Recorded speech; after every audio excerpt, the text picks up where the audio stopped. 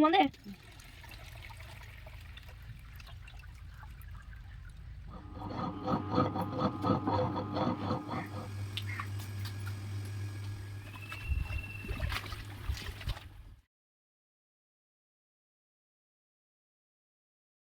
Hello అండి. ఎలా ఉన్నారండి అందరూ? బాగున్నారా? మీరంతా బాగుండాలని మనస్ఫూర్తిగా దేవుడిని కోరుకుంటున్నాను. ప్రతిరోజు నా డే అయితే పిల్లల్ని స్కూల్‌కి పంపించడంతోటే స్టార్ట్ అవుతుందండి. వాళ్ళనేమో స్కూల్‌కి పంపించేశాను. వంట పని, ఇంకా టిఫిన్ పని అంతా కూడా అయిపోయింది. ఇంకా వాళ్ళెళ్ళిన తర్వాత నేను చేసుకునే పనులైతే చాలా ఉన్నాయండి. అవన్నీ చేసుకుంటూనే మీతో ఒక మంచి విషయాన్నయితే షేర్ చేసుకోవడానికి వీడియో చేశాను. నేను చేసుకునే పనులైతే చాలా స్పీడ్‌గానే చేసుకుంటూ ఉంటానండి. అలాగే వీడియో ఎడిటింగ్‌లో కూడా చాలా ఫాస్ట్‌గానే పెట్టేస్తూ ఉంటాను. కానీ కొంతమందయితే కామెంట్స్‌లోనూ కొంచెం స్లోగా పెట్టండి వీడియో అంటున్నారు. నేను స్లోగా పెట్టానంటే డైలీ సీరియల్‌లాగా నా వీడియో ఎప్పటికి కూడా ఎండ్ అవ్వదండి. అంతుంటుంది. ఈ వీడియో అప్‌లోడ్ అవ్వడానికి కూడా చాలా కష్టమే అవుతుంది. అందుకని స్పీడ్‌గా అలా పెట్టేస్తూ ఉంటాను. ఇంకా అందుకనే పిల్లల్ని స్కూల్‌కి పంపించిన తర్వాత వీడియో అయితే తీసుకున్నానండి. ఇంకా వాళ్ళని, ఇంకా నా పనుల్ని కూడా వీడియోలో చూపించాలంటే చాలా అయిపోతుంది టైం అయితే. అందుకని నేను ఈరోజు నా ఇంటి పనులతోనే మీతో ఒక మంచి విషయాన్ని షేర్ చేసుకోవడానికి మరలా వచ్చానండి. నా చుట్టూ ఉన్న సమాజంలో అయితే, మా చుట్టూ కాదులెండి, మనందరి చుట్టూ ఉన్న సమాజంలో అయితే ప్రెజెంటు బాగా హై క్లాస్ వాళ్ళు లేరు. అలాగని బాగా లో క్లాస్ వాళ్ళు లేరండి. మిడిల్ క్లాస్ వాళ్ళే ఎక్కువగా ఉన్నారు కదా! అదేనండి, మధ్య తరగతి కుటుంబాలే ఎక్కువగా కనిపిస్తూ ఉంటాయి. ఇంకా మా పల్లెటూరుల్లో అయితే చెప్పనవసరం లేదండి. 100% అందరూ కూడా ఈ మధ్య తరగతి వాళ్ళే ఉంటారండి. అంటే ఒక 10% ఉంటారులేమోలెండి కాస్తంత కలిగిన వాళ్ళు. ఇంకా అందరం కలిగిన వాళ్ళమేనండి. కలగలేని వాళ్ళమంటూ ఎవరమూ లేము. ఉన్నదంటే ఎవరు తీసుకెళ్ళిపోలేరు. లేనిదంటే ఎవరు కూడా మనకి ఇవ్వరు కదండీ! ఇంకా దాచుకోవడం దేనికి? ప్రతి వాళ్ళకి కూడా అంతో ఇంతో ఉంటుంది. కానీ దానితో పాటే వచ్చే బాధ్యతలు, సమస్యలు, కష్టాలు ఇంకా చాలా చాలా ఉంటాయి కదండీ! ఇవన్నీ మిడిల్ క్లాస్‌లోనే ఎక్కువగా కనిపిస్తూ ఉంటాయండి. ఏమిటో తెలియదు గానండి, ఈ మిడిల్ క్లాస్ వాళ్ళకే అన్నీ ఎక్కువగా వస్తూ ఉంటాయి. అలాగని ఈ మిడిల్ క్లాస్ ఫ్యామిలీస్‌లో అయితే ఎక్కువగా ప్రేమలు, సంతోషాలు, ఆనందాలు ఇవి కూడా ఎక్కువేనండోయ్! కష్టాలు ఎన్నుంటాయో, బాధలు ఎన్నుంటాయో, బాధ్యతలు ఎన్నుంటాయో అంతకు మించిన సంతోషం కూడా ఈ ఫ్యామిలీస్‌లోనే ఎక్కువగా కనిపిస్తూ ఉంటుంది. ఎందుకంటే దేన్నైనా దిగమింగుకునే శక్తి ఒక మిడిల్ క్లాస్ ఫ్యామిలీకే ఉంటుందనేది నా అభిప్రాయం అండి. బాగా నిరుపేదలంటూ మన సమాజంలో తక్కువగానే కనిపిస్తూ ఉన్నారండి. ఎందుకంటే వాళ్ళకి కూడా గవర్నమెంట్ వాళ్ళు ఏదో ఒక విధంగా అయితే కాస్తంత అవకాశాలైతే కల్పిస్తున్నారు కాబట్టి వాళ్ళు కూడా తక్కువగానే కనిపిస్తున్నారు. ఇంకా హై క్లాస్ వాళ్ళంటారా, వాళ్ళు మన కనుచూపు మేరలో ఎక్కడా కనిపించరండి. ఎక్కడో అందనంత ఎత్తునైతే ఉంటారు. ఇంకా బాగా కళ్ళకు కనిపించేది ఎవరంటే మన మధ్య తరగతి వాళ్ళమే కదండీ! ఇంకా మా విలేజ్‌లో వచ్చేసి మా చుట్టుపక్కల వాళ్ళందరూ కూడా అలాంటి వాళ్ళేనండి.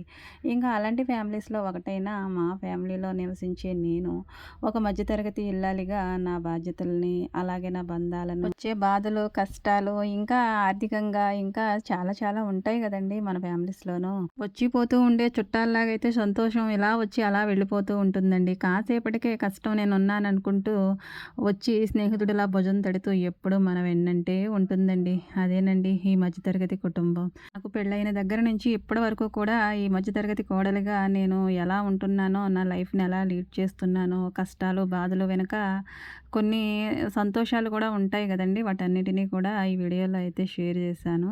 ఈ మధ్య తరగతి కుటుంబంలో అయితే ఎప్పుడు కూడా కష్టము ఉంటుంది, సంతోషము ఉంటుందండి. సంతోషం వచ్చి కాసేపే ఉంటుంది కానీ, కష్టమైతే కలకాలం మనతోటే తోడుగా ఉండిపోతుందండి. ఏంటో మరి కష్టాలకి ఈ మధ్య తరగతి వాళ్ళంటే చాలా ఇష్టం అనుకుంటా. అందుకనే విడిచిపెట్టి ఎక్కడికి వెళ్ళిపోవు. వెళ్ళినట్టే వెళ్తాయి కానీ, మరలా వెంటనే వేరొక సమస్య రూపంలో అయితే వచ్చేస్తూ ఉంటాయి.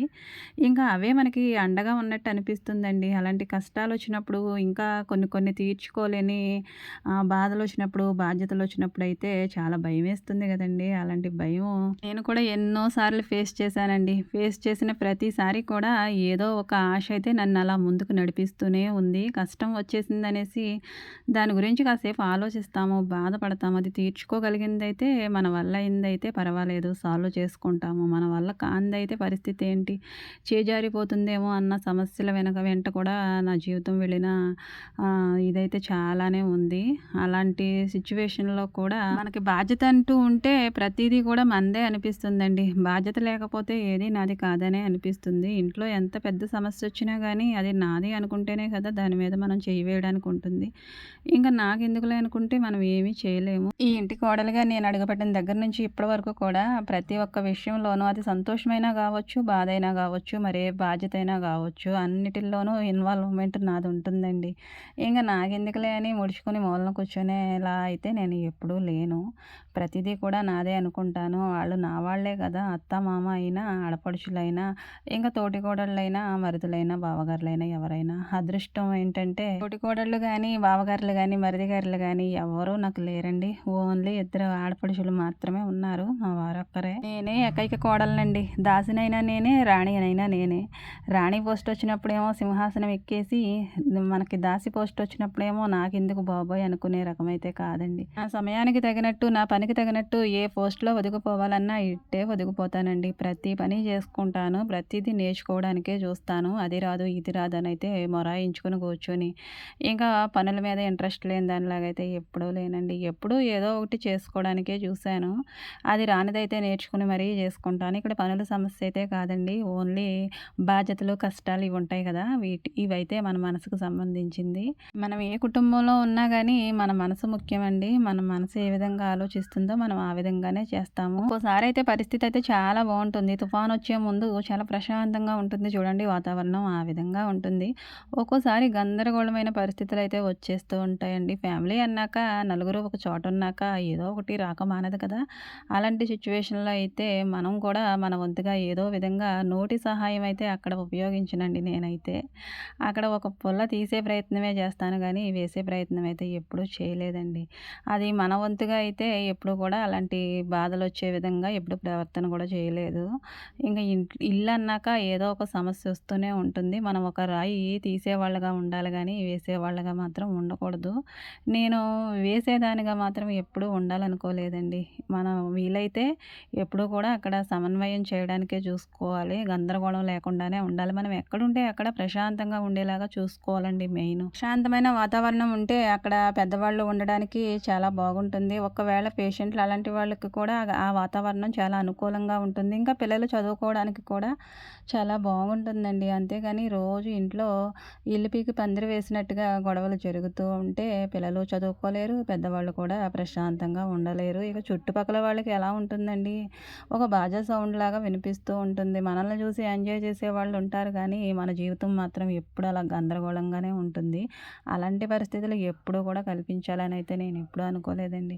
అదేదో మనలో మనమే సరి చేసేసుకొని బయటకు పడకుండా, మన నోటి మాట బయటకు వెళ్ళకుండా ఉండడానికే చూశాను. బాధ్యతలు మనం ఎంత తీసుకున్నా గానీ, ఒక్కోసారి తీరని బాధ్యతల్లాగైతే కొన్ని కొన్ని మొండుగా మనల్ని పట్టుకొని వెంటాడుతూనే ఉంటాయండి.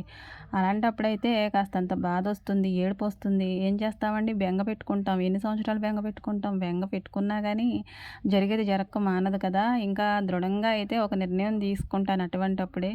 ఎందుకంటే ఈ కష్టాలు ఎప్పుడూ ఉండేవే. ఇవి మనం అంటే ఇష్టం అనుకుంటా వీటికి. వీటిని ఎందుకులే మనము వీటి గురించి మనం ఆలోచించి మన కన్నీళ్ళంతా వేస్ట్ చేసుకోవడం అనేసి నేను నా దేవుడికే చెప్పుకుంటాను. మనకంటూ ఒక ఇష్ట దైవం ఉంటుంది కదండీ! మనకి ఎన్ని బాధలొచ్చినా గానీ అమ్మ, నాన్న గుర్తయితే నాకెప్పుడూ రారండి. నేను నమ్ముకున్న దేవుడే గుర్తొస్తాడు. వెంటనే గూడా నేను నా మనసులో ఉన్న బాధనంతటిని చెప్పేసుకుంటాను. ఎవరితోనో మనం ఎదురుగా ఉన్నప్పుడు మనిషి నిలబడితే ఏ విధంగా చెప్పుకుంటామో మన బాధని, ఆ విధంగా నేను నా బాధ అంతా దేవుడితో చెప్పేసుకుంటాను. ఇక మనసంతా కూడా ఫ్రీ అయిపోతుంది. రిలాక్స్ అయిపోయినట్టు ఉంటుంది. ఇక బాధలైతే ఉంటాయిలెండి. అవి తీరిగ్గా ఏదో విధంగా అవే సద్దుమణుగుతూ ఉంటాయి. కాలమే నిర్ణయిస్తుంది ప్రతి దానికి ఒక సొల్యూషన్ అంటూ ఉంటుంది కదా! మనం గాబరా పడిపోయి మనకొచ్చిన సమస్యని వాళ్ళతోనూ, వీళ్ళతోనూ, ఇంటెనకాలతోనూ, ఇంటి ముందోళ్ళతోనూ అటు ఇటు ఎందుకండి తిరగడం. అలాంటి పనైతే నేను ఎప్పుడూ చేయలేదు. బాధలు ఎన్నో రావచ్చు. కానీ వాటన్నిటిని మనం గుప్పెట్లో పట్టుకొని ముందుకు వెళ్ళిపోతూ ఉంటే ఆ సమస్యలన్నీ కూడా ఒకదాని తర్వాత ఒకటి అలా మబ్బులా తేలిపోతూ ఉంటాయి. ఇంకా ఇంట్లో ఏదైనా సమస్య వచ్చినప్పుడైతే అది నీ వల్ల వచ్చిందంటే నీ వల్ల వచ్చిందని ఒకరి మీద ఒకరు పిల్లి మీద ఎలక, ఎలక మీద పిల్లి పడినట్టయితే ఒకళ్ళ మీద ఒకళ్ళు పెట్టుకుంటూ ఉంటారు కామన్‌గాను. కానీ అది ఎవరి వల్లైనా రావచ్చండి.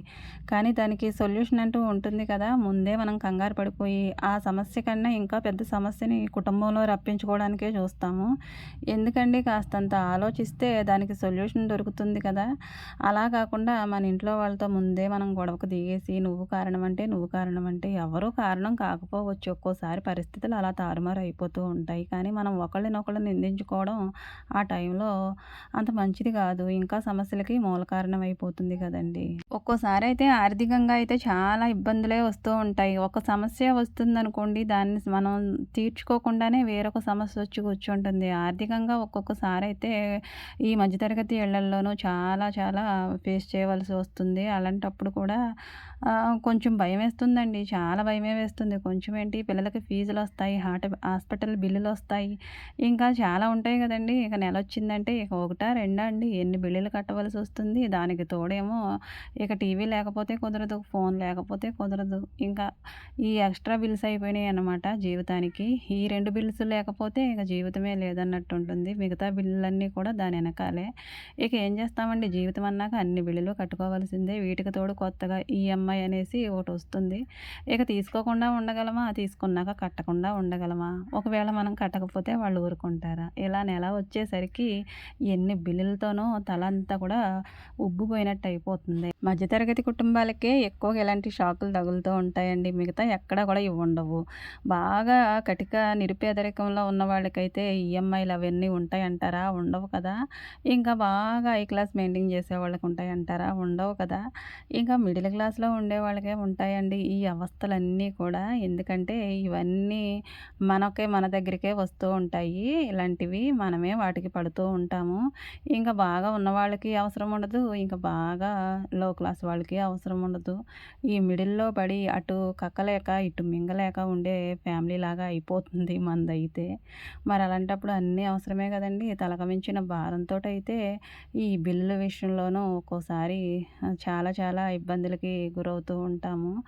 ఎంత అవస్థ అయినా గానీ, ఏదేమైనా గానండి, ఏదో విధంగా ఒక గడ్డి పరక అడ్డం వేసినా సరే సముద్రమంతా ఈదేస్తాం గానండి, ఈ కుటుంబంలో ఉండే ఈ కష్టాల ఊబిలో నుంచి మనకి ఎన్ని రాళ్ళేసినా గానీ పైకి తేలడం అనేది అసాధ్యంగానే అనిపిస్తుందండి.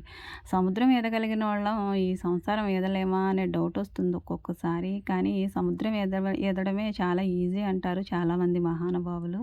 వాళ్ళు జీవితంతోటి ఎన్నో రాజీలు పడ్డారో, ఎన్ని పోటీలు పడ్డారో, ఎన్ని యుద్ధాలు చేసుంటారో, అందుకనే వాళ్ళు ఫైనల్‌గా సముద్రం ఈదడమే ఈజీ అనేసారు. అలాంటిదండి, అంత మహాసముద్రం లాంటిది ఈ మధ్యతరగతి కుటుంబం.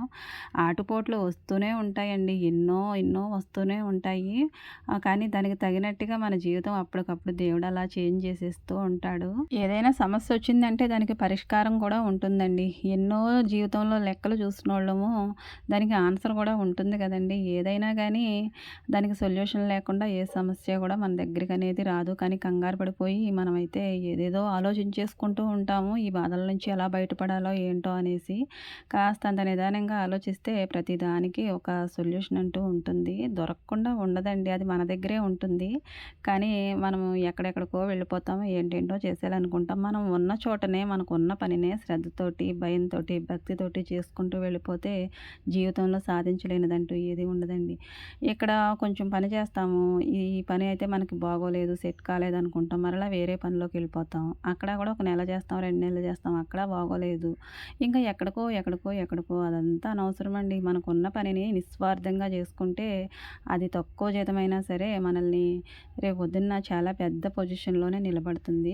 ఇచ్చిన పనిని, చేసే పనిని మనం నమ్మాలి మొదటిగా. నమ్మితేనే మనకి జీవితంలో ఎలా నిలబడాలో, ఎలా గెలవాలో తెలుస్తుందండి. మన ముందున్నది చిన్న పనే అనేది మనం చాలా సింపుల్‌గా తీసేస్తాం గానీ, మనల్ని ఎక్కడికో తీసుకెళ్ళి నిలబెట్టేది ఇప్పుడున్న మన దగ్గరున్న ఆ చిన్న పనే అనే సంగతైతే కొందరు గుర్తించలేరు. ఎంత చెట్టుకి అంతే గాలి తగులుతుందన్నట్టు మన స్థాయికి మించయితే మనం ఏమీ చేయలేం గదండీ! మన స్థాయిలోనే మనం ఉద్యోగాలు, మనం చేసే పనులు, చేతి పనులు ఇవన్నీ ఉంటాయి.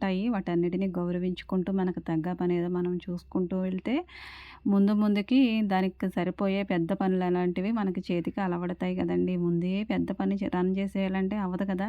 ఏదైనా కాస్తంత చిన్నగా ఉన్నప్పటి నుంచి మనం హై లెవెల్‌కి అనేది వెళ్ళగలము. కానీ మన ఆలోచనలు ఏ విధంగా ఉంటాయంటే ముందే ఫాస్ట్‌గా వెళ్ళిపోవాలనుకుంటాము. మధ్యతరగతి ఇళ్లల్లో సాధారణంగా కనిపించేవి ఈ ఆర్థిక సమస్యలేనండి. ఈ ఆర్థికంగా చాలా చాలా వెనకబడిపోయి ఉంటాయి ఆ మధ్యతరగతి కుటుంబాలు. పిల్లల పెళ్ళిళ్ళు, వాళ్ళ భవిష్యత్తు, ఇంకా పిల్లల చదువులు వీటి గురించి అయితే తల్లిదండ్రులు తలమునకలుగా ఆలోచిస్తూ ఉంటారండి. ఈ పిల్లల్ని పెంచి పెద్ద చేసి వాళ్ళని చదివించి ప్రయోజకులుగా చేసి వాళ్ళకి మరలా పెళ్లి సంబంధాలు చూసి పెళ్లి చేసి వాళ్ళకి పిల్లలు పుడతారు. వాళ్ళని చూసుకొని ఇలా తల మెరిసిపోతుంది. ఇక అయిపోతుందండి. మధ్యతరగతి కుటుంబంలో ఉండే యజమాని, యజమానురాలు ఎవరైనా సరే వాళ్ళ గురించి వాళ్ళైతే ఆలోచించుకోరండి. కేవలం కుటుంబం గురించి మాత్రమే ఆలోచిస్తారు. పిల్లల భవిష్యత్తు, వాళ్ళ ఎదుగుదల, పెరుగుదల, వాళ్ళని ఒక ఇంటికి పంపించాలి ఏ విధంగా, ఎన్నో సేవింగ్స్ చేస్తూ ఉంటారు. ఎంతో డిపాజిట్ చేస్తూ ఉంటారు. ఒక పక్కన ఫ్యామిలీని లీడ్ చేస్తూనే ఉంటారు. ఎన్నో పడతామండి. కింద మీద పడినా సరే ఏదో విధంగా లేవడానికే చూస్తాం గానీ, మునిగిపోవడానికైతే ఎప్పుడూ చూడము. మధ్యతరగతి కుటుంబాల్లో అన్నీ ఎక్కువేనండోయ్! ఈ బాధలు, కష్టాలే గాదు, ఆప్యాయతలు, అనురాగాలు కూడా ఎక్కువే ఉంటాయి. వీటన్నిటికి మించి ఆత్మాభిమానం కూడా చాలా ఎక్కువే ఉంటుందండి. ఒక ఆత్మాభిమానం గల మధ్యతరగతి కోడలుగా నేనేమనుకుంటానంటే, చిన్నప్పటి నుంచి చూస్తూనే ఉన్నానండి. ఈ సమస్యలు సమస్యలుగానే ఉంటాయి. వాటికి సొల్యూషన్‌లు దొరుకుతాయి. మరలా కొత్త సమస్యలు వస్తాయి. అలా వస్తూనే ఉంటాయి, పోతూనే ఉంటాయి. మనం మాత్రం ఈ మధ్యతరగతి ఇళ్లల్లోనే ఉంటాము. అలా అని పైకి వెళ్ళలేము, అలాగని కిందకి రాలేము. మధ్యలోనే ఉండిపోతూ ఉంటామండి. ఇవేనండి మధ్యతరగతి బతుకులు. ఇలా మనము అలాగనే బ్రతికేసాము. మన అమ్మ, నాన్న అలానే బ్రతికేశారు. ఇంకా మన పిల్లలున్నారు కదండీ! వాళ్ళు కూడా అలానే బ్రతికేస్తారేమోనని కాస్తంత బాధగానే ఉంటుంది, భయంగానే ఉంటుంది. ఏదేమైనా మనం ఆశపడైతే ప్రతీది కూడా చేసుకుంటూ ముందుకు వెళ్ళిపోతాము. ఇక తర్వాత దేవుడు ఎలా మనల్ని నడిపించాలనుకుంటే అలానే నడిపిస్తాడనే చిన్న ఆశ అయితే ఉంటుంది కదండీ! నేను నా డే స్టార్ట్ చేసే ముందైతే నేను ఒకటి అనుకుంటానండి దేవుడితోటి. ఈ ఉదయం నుంచి రాత్రి వరకు కూడా ఎన్నో సమస్యలు వస్తూ ఉంటాయి. రాకుండా ఉంటే మంచిది. ఒకవేళ వచ్చినా గానీ వాటిని తట్టుకొని నేను ఎలా ధైర్యంగా ఉండాలి, తగిన తెలివితేటలతోటి ఎలా వాటిని అధిగమించాలి అని అయితే దేవుడిని కోరుకుంటానండి ప్రతిరోజు. సమస్యలు మనకు చాలానే వస్తాయండి. కానీ వాటిలో మునిగిపోకుండా ఎలాగా మనం బయటపడాలో మనకి తెలివితేటలు, జ్ఞానం కూడా చాలా అవసరమండి. తెలివిని బట్టి కూడా కొన్ని కొన్ని సమస్యల నుంచి మనం ముందుకు వెళ్ళడానికి అవకాశం ఉంటుంది. ఎన్ని డబ్బులున్నా గానీ ఒక్కో సమస్య నుంచి బయటపడడానికి చాలా ఇబ్బంది. డబ్బు ఒకటే పరిష్కారం కాదండి. తగిన జ్ఞానంతోటి, ఆలోచన విధానంతోటి ఒక ఇంటి ఇల్లాలిగా ఇంటిని మొత్తం లీడ్ చేస్తున్నామంటే చాలా జ్ఞానం కలిగైతే ఉండాలండి మనం ఆడవాళ్ళం. ప్రతి ఒక్కటి కూడా మన మీదే డిపెండ్ అయ్యి ఉంటుంది కాబట్టి ఆడవాళ్ళు చాలా తెలివితేటలతోటైతే ఇంటిని మొత్తం చూస్తారు కదండీ! మగవాళ్ళైతే గొడ్డులా రోజు కష్టపడి వస్తారు పాపం వాళ్ళకి. మనం ఇంటి దగ్గర ఎన్ని కష్టాలు పడుతున్నాం ఏంటనేది వాళ్ళకి ఒక్కొక్కళ్ళు చెప్పుకుంటారు, ఒక్కొక్కళ్ళు చెప్పుకోరు. కానీ చెప్పుకున్నా చెప్పుకోకపోయినా మనదంటూ మనకు ఉంటుంది కదండీ! ఇంటిని మొత్తం కూడా మెయింటైన్ చేసేది ఆడవాళ్ళం కాబట్టి మన భుజానైతే చాలా భారమే ఉంటుంది. ఆ భారం మనం అంతో ఎంతో రోజు రోజుకి తగ్గించుకోవడానికే చూస్తాం గానీ, వచ్చి పడుతూ ఉండే అలల్లాంటి, కెరటాల్లాంటి బాధల్ని తట్టుకొని ముందుకు ఎలా వెళ్ళాలంటే, ఆ క్షణంలో మనకి కాస్తంత ధైర్యం కావాలి, తెలివి కావాలి, ఇంకా ఓపిక కావాలి, ఓర్పు కావాలి. ఇవన్నీ ఇవ్వమని దేవుడిని నేనైతే కోరుకుంటానండి. సమస్యలు ఎన్నెన్నో వస్తూనే ఉంటాయి. కానీ వాటన్నిటిని భరించడానికి కావలసిన తెలివి, జ్ఞానం గూడా కావాలని దేవుడిని అడుగుతాను. మధ్యతరగతి జీవితాలు ఎప్పుడూ ఇంతే కష్టాలు, బాధలు, బాధ్యతలు తప్పించి ఇంకేమీ ఉండవని ప్రతి ఒక్కరం అనుకుంటామండి. కానీ మన జీవితాన్ని బంగారంలా మార్చుకోగలిగే శక్తి మనకే ఉంది. ఎంతటి బంగారమైనా గానీ ముందు అదైతే మట్టి గడ్డలాగానే ఉంటుంది. దాన్ని ఎన్నో దెబ్బలు కొట్టి, దాన్ని అరగదీసి, కరగదీసి లాస్ట్‌కైతే ఒక రూపు ఇచ్చి దాన్ని వడపోసిన బంగారంలాగా మన ముందు పెడితేనే కదండీ మనం ఒంటి మీద పెడతాము. మన జీవితాలు కూడా అంతేనండి. ఎన్నో దెబ్బలకి నలిగి, నలిగి, నలిగి లాస్ట్ ఫైనల్‌గా అయితే ఒక స్థిరమైన పొజిషన్‌లో కనిపిస్తూ ఉంటుందండి. అదేనండి మధ్యతరగతి కుటుంబం. దానికైతే ఇంకా ఏ ఢోకా ఉండదండి. అంతటి పటిష్టంగా ఉంటుంది మధ్యతరగతి ఇల్లు. అందులో ఉండేవాళ్ళ మనసులు కూడా అలానే ఉంటాయి. ఎందుకంటే ఆత్మాభిమానంతోటి నిర్మించుకున్న ఇల్లైనా, అందులో నివసించే మనుషులైనా చాలా ధైర్యంగానే ఉంటారు. వచ్చే సమస్యల్ని ఎదుర్కోగలిగే అంత శక్తి, సామర్థ్యాలు కూడా కలిగే ఉంటారనేది నా అభిప్రాయం అండి. ప్రతి ఒక్క జనరేషన్‌కి కూడా గుర్తింపు ఏంటంటే మన పిల్లలే కదండీ! రేపటి తరం ఈ తరం బాగుంటే రేపటి తరం ఇంకా కొంచెం బాగుంటుంది, బెటర్మెంట్ అనేది కనిపిస్తుందనే కదా ఆశ. ఈరోజు మనం కష్టపడి బాగా మన పిల్లల్ని చదివించుకొని వాళ్ళు మంచి ప్రయోజకులుగా చేస్తే ఏమో తెలియదండి, రేపు అనే రోజున ఈ మధ్యతరగతి జీవితాలు అనేవి కాస్తంత మారతాయేమో. అలాంటి ఆశతోనే ప్రతి ఒక్క కుటుంబంలోనూ మధ్యతరగతి వాళ్ళు కూడా అలా పిల్లల కోసమే కష్టపడుతూ ఉంటారండి. ఒక మధ్యతరగతి ఇల్లాలిగా నేను నా పిల్లల్ని చదివించుకుంటూ, ఇంకా నా పిల్లలే కాదండి, నా భవిష్యత్తు ఇంట్లో ఉండే పెద్దవాళ్ళు ఉంటారు కదా, అత్త మామ, వాళ్ళని కూడా మంచి ఆరోగ్యవంతులుగా చూసుకుంటూ, ఇంకా కుటుంబం కోసం నిరంతరం నేను ఇలా కష్టపడుతూనే ఉంటాను. ఏదో ఒక రోజు జీవితం మారుతుందనే చిన్న ఆశ అంటూ ఉంటుంది కదండి, ఆ ఆశే ఇలా ముందుకైతే బ్రతికిచ్చేస్తూ ఉంటుంది. ఒక ఆత్మాభిమానం ఉన్న ప్రతి ఒక్క ఇల్లాలు కూడా ఇలానే ఆలోచిస్తుందండి. వీడియో ఇంతవరకు చూసారంటే మీకు నచ్చే ఉంటుంది అనుకుంటున్నాను. ప్లీజ్ లైక్ చేయండి, అలాగే సబ్స్క్రైబ్ చేసుకోండి.